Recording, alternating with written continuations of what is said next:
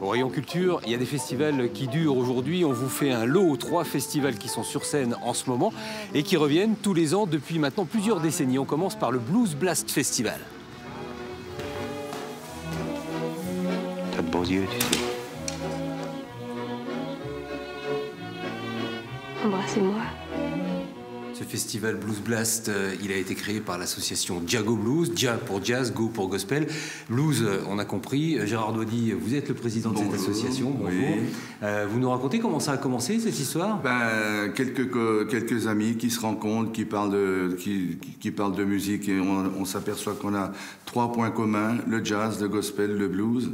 Et comme moi personnellement, j'avais déjà travaillé avec d'autres associations dans l'agglomération et ailleurs dans le blues, donc on s'est dit on va créer notre propre unité. Soit on profite de tournées qui sont de passage à travers l'Hexagone, soit on choisit aussi nos propres artistes, enfin les artistes qu'on a envie de voir.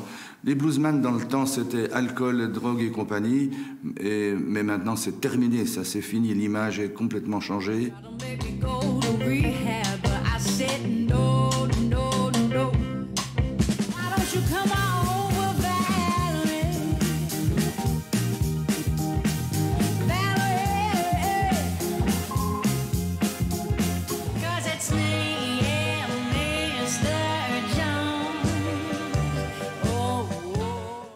On continue avec un autre festival, une véritable institution de la vie culturelle dijonnaise, Ardence, 37e édition cette année, et toujours des fourmis dans les jambes. Son repère, c'est ici, c'est le dancing.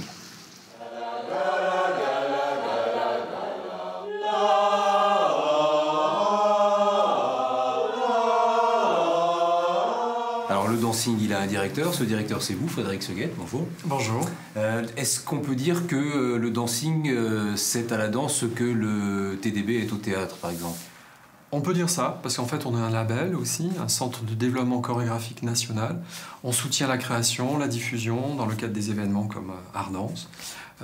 Voilà, donc on est en effet sur des champs différents, mais on a les mêmes missions, on va dire. On soutient la création et la recherche pour des artistes. On présente les spectacles dans le cadre des événements. On sensibilise les publics, tous les publics, à la création et à la danse contemporaine. Ce festival Ardence, il n'est pas tout jeune. Hein. Est-ce qu'on peut dire que c'est un peu par lui que la danse contemporaine est arrivée dans la région? 37e édition, en effet, il n'est pas tout jeune. Et en effet, il a commencé, ça a été un des premiers rendez-vous de la création chorégraphique contemporaine sur la région. Voilà, une 37e édition qui va se dérouler donc, du 15 mars au 5 avril sur l'ensemble de la métropole.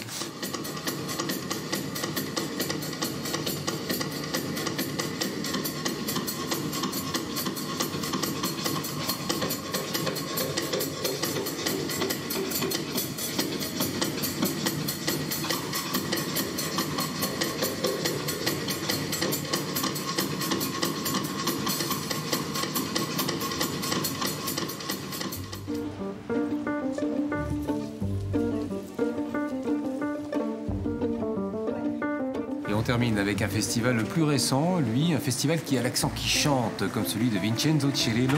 Il est l'une des chevilles ouvrières du festival Italia. D'une liberté!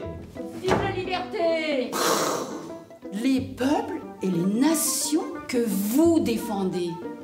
Eurocentriste. Cette tendance à considérer l'Europe comme la culture universelle. Oui. Vincenzo, Tout va bien. Ça va? Noël. on se retrouve là dans ce magnifique hôtel de Vaugué. Ça fait partie des lieux du Festival Italia cette année? C'est un des lieux, parce qu'on a tellement de lieux. Je ne vais pas faire la liste de tous les bons lieux de Dijon qu'Italia va investir pendant ce mois avec tous ces spectacles. Italia, c'est une recette italienne, hein, comme son nom l'indique. Et oui. Dans cette recette, on a tout un tas d'ingrédients, hein, des ingrédients musicaux, théâtraux, et puis culinaires, évidemment. Exactement, on a de la lasagne, du tiramisu aussi. Voilà, on a du théâtre contemporain, de la musique baroque, de la musique jazz, de l'opéra. On a tout, musique de tous les styles, mais aussi du théâtre, de la comicité, l'humour, hein, aussi, pourquoi on fait des spectacles comiques au Darcy Comedy. Voilà.